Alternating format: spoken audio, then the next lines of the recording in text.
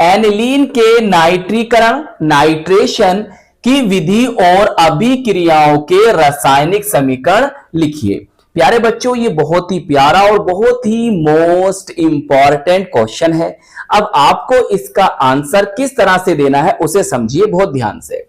देखो प्यारे बच्चों, आप लिखेंगे नाइट्रीकरण नाइट्रेशन की प्रक्रिया सांद्र HNO3 नाइट्रिक अम्ल तथा सांद्र H2SO4 सल्फ्यूरिक अम्ल के मिश्रण की उपस्थिति में होती है। सही है, नाइट्रेशन जो होता है वो इन दोनों की उपस्थिति में होता है, ये तो हम जानते हैं, आपको रिएक्शन भी कराई है।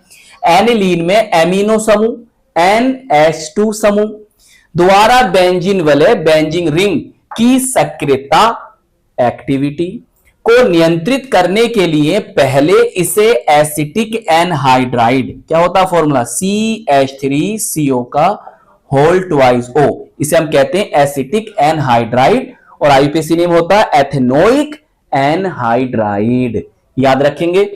एसिटिल क्लोराइड या एसिटाइल क्लोराइड फॉर्मूला क्या होता है, CH3COCl, और इसका आईयूपीएसी नेम होता है एथेनोइल क्लोराइड के साथ एसिटिलीकृत करके एसीटेनिलाइड बनाते हैं, जो आगे नाइट्रिक कारक मिश्रण क्या है, वो ये है, द्वारा आसानी से नाइट्रीकृत हो जाता है। पहले तो आपको ये लिखना है और फिर प्यारे बच्चों आपको रिएक्शन भी देनी है। चलिए अब रिएक्शन कैसे देंगे उसे समझेंगे बहुत ध्यान से।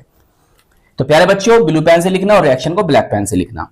देखिए आप लेंगे, पहले क्या लेंगे, इस तरह से पहले बेंजीन रिंग बना ली और यहां पर लगा दो NH2 और इसे हम कहते हैं एनिलीन। क्या कहते हैं, एनिलीन कहते हैं। और प्यारे बच्चों हम इसको एमिनो बेंजीन भी कह सकते हैं और हम इसको बेंजीन एमीन के नाम से भी जानते हैं।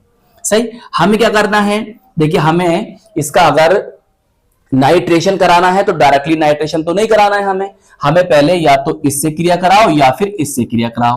तो हम ले लेते हैं यहां पर एसिटिक एनहाइड्राइड, जिसका फॉर्मूला भी बताया CH3CO का होल ट्वाइस O। प्यारे बच्चों यहां पर ना उपस्थिति रखनी पड़ेगी आपको पीरियडिन की, चाहे हिंदी में लिख लो चाहे अंग्रेजी में लिख लो, आपकी मर्जी है। अब क्या करोगे, देखो इस वाली बात को प्यारे बच्चों CH3CO फिर O और COCH3 में ऐसे लिख सकता हूं भाई, इसके जो है हमारे पास दो यूनिट हैं, एक तो ये आ गया और एक ये आ गया। सही, अब क्या करना है हमें, देखो हमें यहां से H ले लेना है। सही है, हमारे पास ये आ गया H और इस H को इसके साथ मिला दीजिए, बताओ क्या बनेगा सर, ये बन जाएगा CH3CO फिर ये वाला O और फिर ये H, बन गया एसिटिक अम्ल, जिसे हम कहते हैं आईयूपीएसी नेम में क्या कहते हैं, एथेनोइक अम्ल। सही, एथेनोइक एसिड। सही, एसिटिक एसिड बन गया, एथेनोइक एसिड बन गया।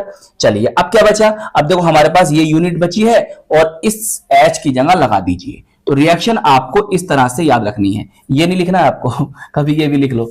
सही, इतना लिखना है जितना बता रहा हूं। चलिए देखो प्यारे बच्चों अब क्या करना है आपको, देखो यहां पर आ गया NH, सही, और एक यूनिट बची थी इसकी, ये लगा दो COCH3, और इसी को हम क्या कहते हैं, इसी को हम कहते हैं ये क्या नाम है इसका, एसीटेनिलाइड।